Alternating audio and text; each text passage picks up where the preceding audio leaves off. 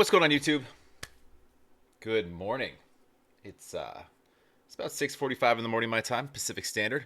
Um, this was a request that came in via Patreon. I don't think this is a song because it's 18 minutes long and it seems to be in a. So we're looking at Tim Minchin right now. Do me a favor, first and foremost, if you're new to my channel, if you're not new to my channel, always go support Tim. Go like, subscribe, check him out. If this isn't this I'm assuming is not a song, but because it's a UWA address, so University of Western Australia. I'm guessing that's his alma mater, and he's giving an address. Let me read it real quick. So this is 2013. So this is 10 years ago. This is after he took off. His career, was taken off. So the former UWA art student, described as sublimely talented, witty, smart, and unabashedly offensive in a musical career, has taken the world by storm. Coincidentally, one of the names of his songs is awarded an honorary doctorate from the. Oh, okay. So he got an honorary doctorate. So this is a speech, I'm assuming. So the 9 life lessons is what it's called. I think my life lessons would be a lot different from Tim's, but I would love to give an address if my college was at all proud of me. They're not, but it's fine. Anyways, if you like what I do, please like, comment down below, subscribe. I'm probably not going to, because it's so long, I'm probably not going to pause it too much. The gentleman, I think, who sent this to me said that I should stop it, or could stop it around like the 11-minute mark. I don't know. If I feel like just running through it, I'll just run through it. But I mean, 18 minutes isn't too long. I wake up early enough. I got all the time in the world. Let's go. Ladies and gentlemen, please welcome Mr. Tim Minchin. Do I have to worry about copyright with something like this? Let's say no for now. Just so you guys can kind of see what I'm looking at. I'll run it through. If it gets denied or whatever, we'll just go.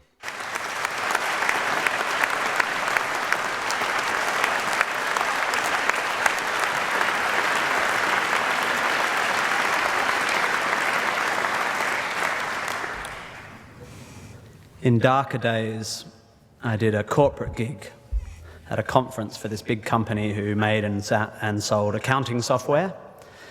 In a bid, I presume, to inspire their salespeople to greater heights, they'd forked out 12 grand for an inspirational speaker who was this extreme sports guy who had had a couple of his limbs frozen off when he got stuck on a ledge on some mountain.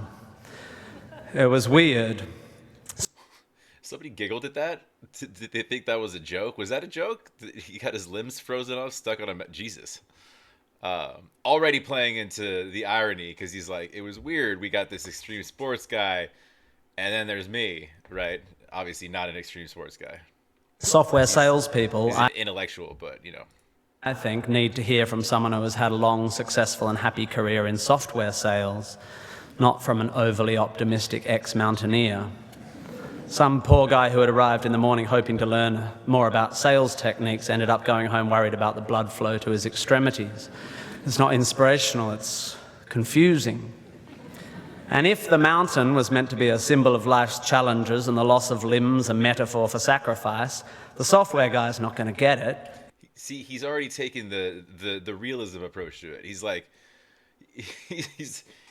I was confused. So you brought in this dude who's a badass, who's missing limbs because he climbed a mountain, talking to software engineers. You realize the type of people software engineers are? All right, so I manage a marketing company. In the past, I've had a lot of software engineers under me, right? They don't even like talking to people. They don't even like going outside. Like, I couldn't put them in meetings because they couldn't, they just like to sit at their computer, do their job, put on their headphones, don't fucking talk to me, and just let me leave without bothering me. I'll do my job. I'll do my assignments. It's a different breed, but they do shit that I can't. So that's interesting. I like that. Is he? Because he didn't do an arts degree, did he? He should have. Arts degrees are awesome, and they help you find meaning where there is none. And let me assure you, there is none. Don't go looking for it. Searching for meaning is like searching for a rhyme scheme in a cookbook. You won't find it, and it'll bugger up your souffle. If you didn't like that metaphor, you won't like the rest of it. Point being, I'm not an inspirational speaker. I've never lost a limb on a mountainside, metaphorically or otherwise, and I'm certainly not here to give career advice because, well, I've never really had what most would consider a job. However, I have had large groups of people listening to what I say for quite a few years now, and it's given me an inflated sense of self-importance. So I will now, at the ripe old age of 37.9, bestow upon you 9 life lessons. He's like, all right, so I'm not going to tell you anything important except for how to inflate your ego, right? He's funny. Basically, he's like, don't take what I say to heart, but I'll entertain you for the next 16 minutes of your life, right? To echo, of course, the 9 lessons of carols of the traditional Christmas service. An underhanded way of saying, I'm smarter than you guys, and you can't really do what I do. Which is also pretty obscure. You might find some of this stuff inspiring, you will definitely find some of it boring, and you will definitely forget all of it within a week. And be warned, there will be lots of hokey similes and obscure aphorisms which start well, but end up making no sense.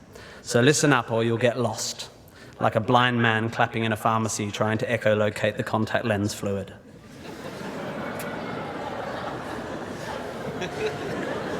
Looking for my old poetry teacher. Here we go. Ready?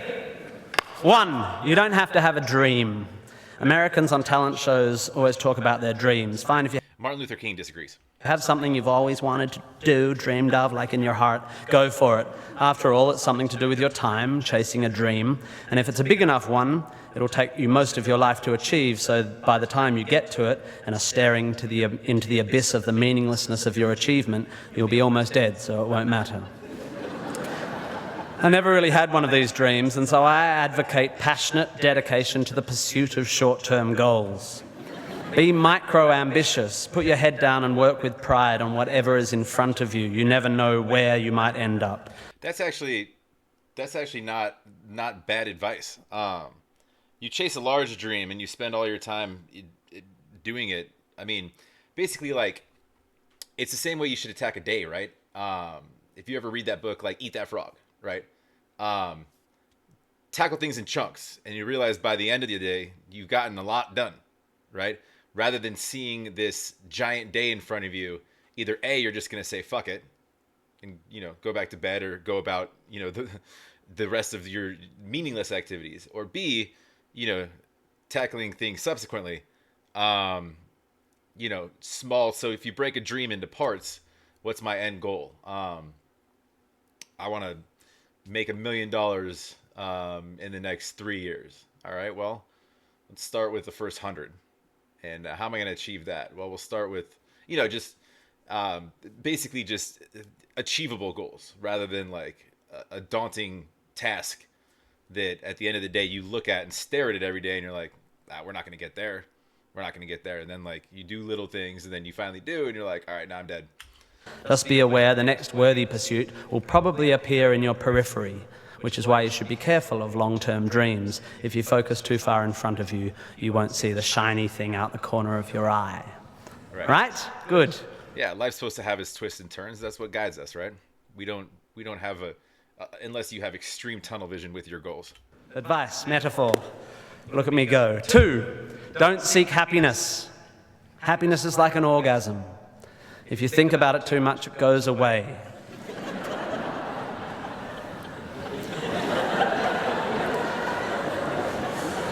They're graduates, it's fine. Keep busy and aim to make someone else happy, and you might find you get some as a side effect. We didn't evolve to be constantly content. Still with the sex metaphor. Keep busy, and somebody else might. Contented Homo erectus got eaten before passing on their genes. 3, remember, it's all luck. You are lucky to be here. You are incalculably lucky to be born, and incredibly lucky to be brought up by a nice family that helped you get educated and encouraged you to go to uni. Or if you were born into a horrible family, that's unlucky and you have my sympathy, but you are still lucky.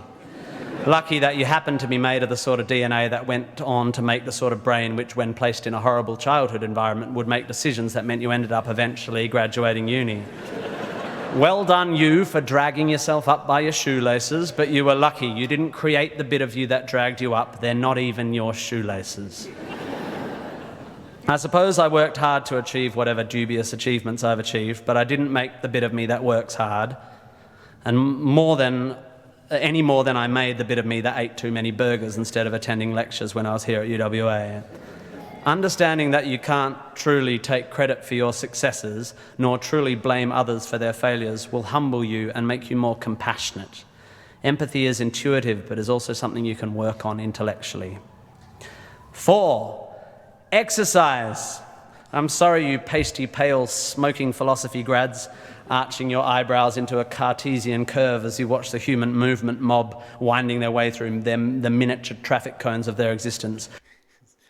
His way with words, it's one thing to like, he's really good with a pen, right? So it's because it almost when in speak, it almost like he feels like some of the things that he puts together sound unnatural, because it's all poetic in his head, because he's attacking the speech like he attacks his songs, very eloquent and very kind of sideways linguistically with his vocab, right? That you got to pay attention, otherwise you miss some things. But it's somewhat unnatural to common speak, right? I mean, listen to this that he just... Smoking philosophy grads, arching your eyebrows into a Cartesian curve as you watch the human movement mob winding their way through the miniature traffic cones of their existence. This is literature class. You are wrong and they are right. Well, you're half right. You think, therefore you are, but also you jog, therefore you sleep, therefore you're not overwhelmed. You think therefore you are. Is that... I forget the philosopher. Anyways. Overwhelmed by existential angst. You can't be can't, and you don't want to be. Play a Descartes? Maybe? No. sport, do yoga, pump iron, run, whatever, but take care of your body. You're going to need it. Most of you mob are going to live to nearly 100, and even the poorest of you will achieve a level of wealth that most humans throughout history could not have dreamed of. God, I don't want to live to 100. Don't say that, Tim. And this long, luxurious life ahead of you is going to make you depressed. But don't despair. There is an inverse correlation between depression and exercise. Do it. Run, my beautiful intellectuals, run. Facts. Exercise. Helps with the mindset, too. Helps you get the fuck out of the house. 5, be hard on your opinions. A famous bon mot asserts that opinions are like arseholes, in that everyone has one. There is great wisdom in this, but I would add that opinions differ significantly from arseholes, and that yours should be constantly and thoroughly examined. Yeah, I guess so. But if you're... Yeah, I mean, you probably end up getting punched in the face a lot, but...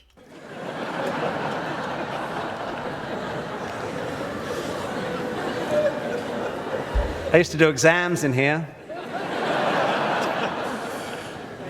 It's revenge. We must think critically and not just about the ideas of others. Be hard on your beliefs. Take them out onto the veranda and hit them with a cricket bat. Be intellectually rigorous. Identify your... For my American friends, cricket's a sport. It's similar to baseball. They bounce it once. It's a little flatter of a bat. It's like a mix between like a bat and a paddle type thing, right? I think so, right? But similar to baseball, kind of. Biases, your prejudices, your privileges. Most of society's arguments are kept alive by a failure to acknowledge nuance. We tend to generate false dichotomies and then try to argue one point using 2 entirely different sets of assumptions, like 2 tennis players trying to win a match by hitting beautifully executed shots from... Well, those are societal set standards that are purposefully ingrained in minds. So it's a back and forth of nonsense is what it is. Either end of separate tennis courts. By the way, while I have science and arts graduates in front of me, please don't make the mistake of thinking the arts and sciences are at odds with one another. That is a recent, stupid, and damaging idea. You don't have to be unscientific to make beautiful art, to write beautiful things. If you need proof, Twain, Douglas Adams, Vonnegut, McEwen, Sagan, Shakespeare, Dickens for a start. You don't need to be superstitious to be a poet. You don't need to hate GM technology to care about the beauty of the planet. You don't have to claim a soul to promote compassion.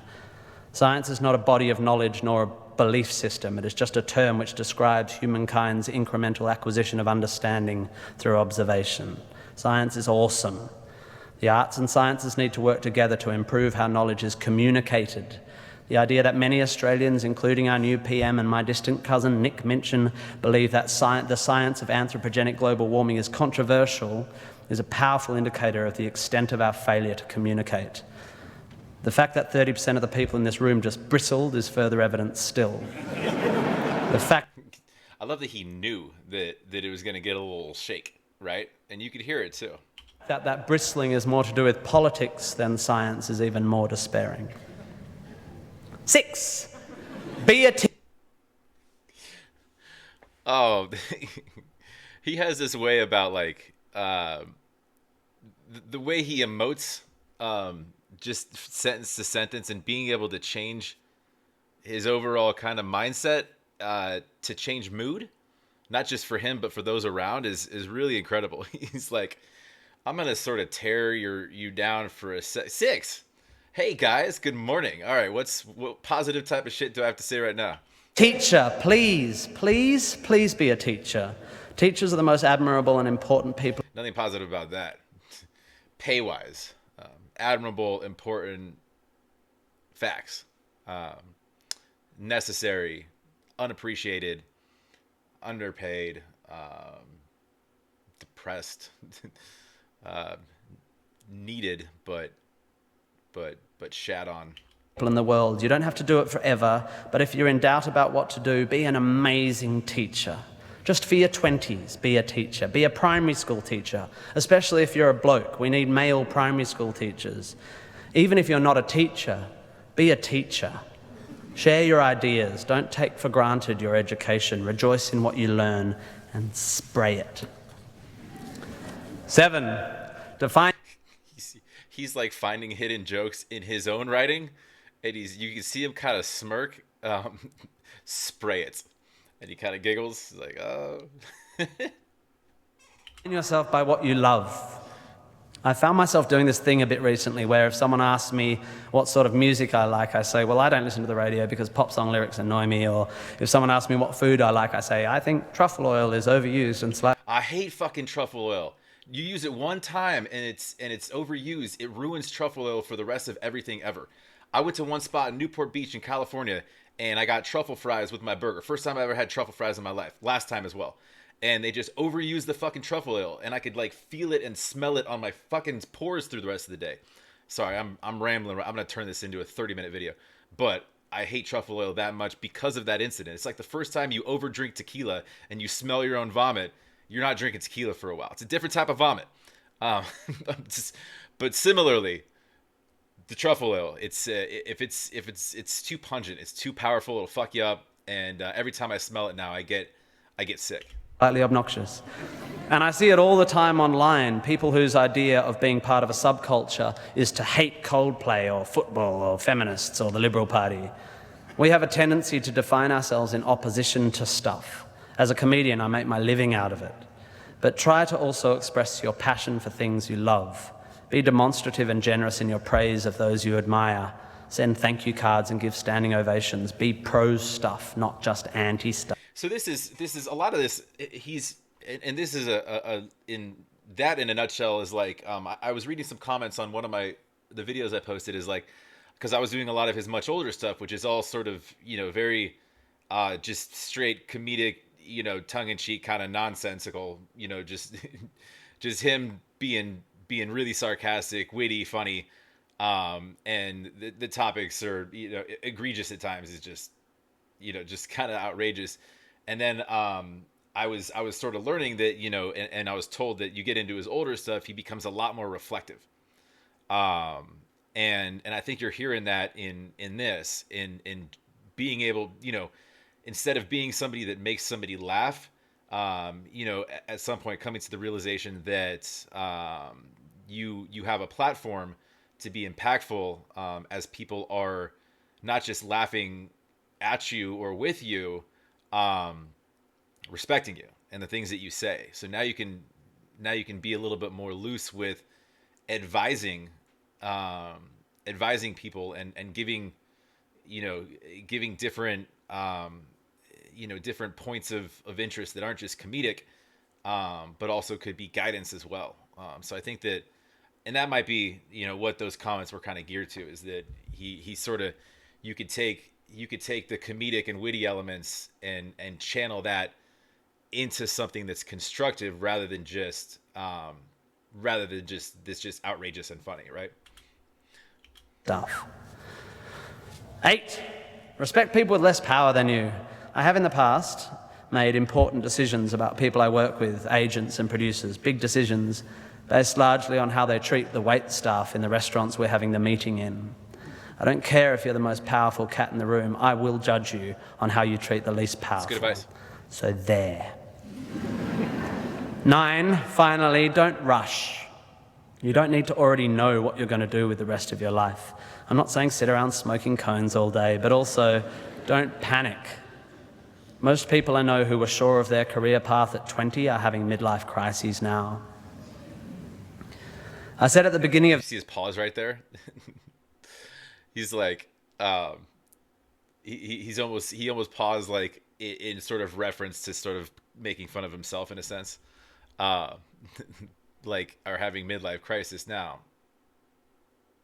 Right? 20 are having midlife crises now. I said at the beginning of this ramble, which is already 3.5 minutes long, that life is meaningless. It was not a flippant assertion. I think it's absurd, the idea of seeking meaning in the set of circumstances that happens to exist after 13.8 billion years worth of unguided events. Leave it to humans to think the universe has a purpose for them. However, I am no nihilist. I'm not even a cynic. I am actually rather romantic. And here's my idea of romance. You will soon be dead. He giggled before he even threw that line out there. He knew he was bringing that up. This is my idea of romance, and he giggled while saying that, almost like a prepare yourself. And here's my idea of romance. You will soon be dead. Life will sometimes seem long and tough, and God, it's tiring. And you will sometimes be happy and sometimes sad, and then you'll be old, and then you'll be dead. There is only one sensible thing to do with this empty existence, and that is fill it. Not fill it, fill it. And in my opinion, until I change it, life is best filled by learning as much as you can about as much as you can, taking pride in whatever you're doing, having compassion, sharing ideas, running, being enthusiastic. And then there's love and travel and wine and sex and art and kids and giving and mountain climbing. But you know all that stuff already. It's an incredibly exciting thing, this one meaningless life of yours. Good luck, and thank you for indulging me. Chancellor. Tim Minchin is an Australian musician, composer, songwriter, actor, comedian, and writer. I'm assuming this is why I was told I could let it go at the 12-minute mark. Are we just giving accolades now? Because I'm pretty sure most people who are watching this on my channel have seen this and know about his accolades well more than I do. I could watch this on my own. Understated description from Tim's self-penned profile sits in modest contrast to the comments of Tim Arthur, editor of Time Out, who wrote, "Tim Minchin is a genius, pure and simple. He is to musical comedy what Charles Darwin was to evolution, and what Einstein was to physics and moustaches. You'd be hard-pushed to find a more sublimely talented comedian, handsome, hysterical, and divinely musically gifted." Originally from Perth in WA, Tim, his wife Sarah, and their 2 children now live in London. He's part of a large and close-knit family and has always enjoyed their full support. Tim is an alumnus of Christ. All right, this is a history lesson on Tim. I'll watch this on my own. You guys, I'm sure if you guys are here watching it with me, you've already seen it. So we'll wrap up there. I think he just wanted me to watch the 9 life lessons.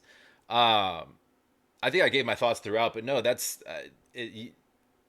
I mean, I wouldn't expect anything less out of Tim than a speech like that. He kept it he kept it in a realm of it was probably just knowing what he's capable of writing style. It was probably almost a little bit difficult for him to keep it in a in a sort of in a place that's entirely cordial, and not overly offensive to really anyone, while maintaining his kind of patented comedic value, alongside some good messaging that that people can kind of take with them and move forward with. Those are life lessons, are basically things that he's just learned along the way. And I think that anybody really, you pick those things up through experience and through living and through essentially trial and error from a life standpoint, right? Um, so you kind of learn like what works, what doesn't, how to interact. Um, you learn what's important. Over time, that evolves, which is why like a goal might change from I want the biggest house with a boat on a lake, to I want my family to wake up and with smiles on their faces and be fed every day, regardless of where we are. So things start, and obviously that's just a very surface level kind of example, but I think just the evolution of thought process as somebody ages and grows older via circumstantial experiences. I think was well put within his life lessons that he gave. And then there's the common sense stuff. Treat people well, exercise. And then there's the stuff that you think a little bit about, like um, you know don't set goals, long-term goals, right? Because those are likely to change, right? So there's a lot to take away from that. I think that's a great speech for graduates for sure, as they, you know, I can tell you, I probably don't even remember who addressed my class in college, um, or what they said. I probably wasn't sober. Nah, graduation day. Nah, I definitely wasn't sober. Uh-uh. So that's probably a good reason. But I also went to Arizona State, so I don't think anybody was sober. I think they make you drink as you walk in the door. Actually, you're not even allowed in. Um, you can't graduate, sir, unless you do a keg stand. But I have nothing on under my gown. That's the point. All right, frat boy. I wasn't in a frat, but anyways, I digress. Yeah, no, I think that that's I'll watch the rest of this to get more history lessons on Tim, but um, it's interesting to see the side of him too, more of it, just the kind of mature reflective side, and the more kind of taking on the role, and I think being a father kind of helps out with that too, in being sort of a champion or a voice for guidance, rather than just songs about a mole, and that's just, you know what I'm saying though, just from just pure satire and complete kind of nonsense um, to knowing sort of what you represent to others. I think a lot of that could stem from being a father, and also just you step outside your box at some point, and you kind of take a look at what you sort of made out of this, which might have started out just writing jokes in song. He's like, I can play the piano and I'm kind of funny, so let's put the two together, and then that can kind of stem into something that gains you a platform and an audience, and then what you say becomes important and more important than just jokes on a keyboard, right? So I think it's a great choice for addressing an audience. But anyways, I'm gonna leave it there. We're at 30 minutes already. So I again appreciate the dono, the request, and hopefully you like what we put together here, like watching it with me. Do me a favor again, go support Tim. Uh, go subscribe, go like his content, and if you like what I do, please like, comment down below, subscribe. Appreciate it, helps out the channel, and yeah, keep them coming. We'll keep checking out Tim, And yeah, well, newer stuff, older stuff doesn't matter. It's all great for each of it for different reasons. So and have a wonderful rest of your day. We'll catch you on the next.